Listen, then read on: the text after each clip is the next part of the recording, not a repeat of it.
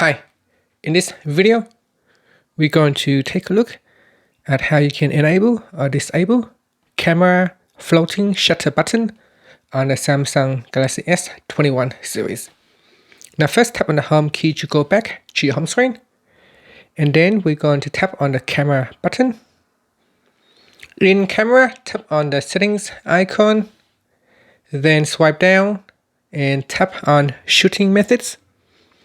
Next, tap on floating shutter button. So tap on this switch to turn it on or off. Now once this is on, if you go back to your camera, you can see there is a floating button right here. You can move them anywhere on the screen you like. So let's say if you try to use your phone with your right hand, you can move the buttons over here so that you can kind of like shoot like that. If you kind of wanting to hold with your left hand, you can move the shutter buttons just right here so that you can simply just tap on that to take the shot, or down here or anywhere you like to take the shot. Okay, so somehow I have removed the button, so let's go back in here and switch it back on.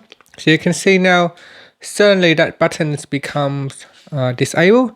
Now this could be due to some of the other settings that is turned on, causing conflict with this button. When that happens to you, you can either turn some of these buttons off to see if that can fix the problem. So if you go back into settings and tap on shooting methods, so it's still off.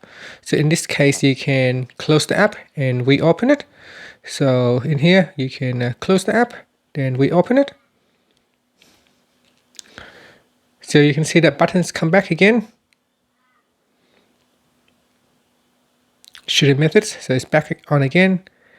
And there you go. So if that buttons suddenly get gray out or disabled, just simply switch some of the settings off.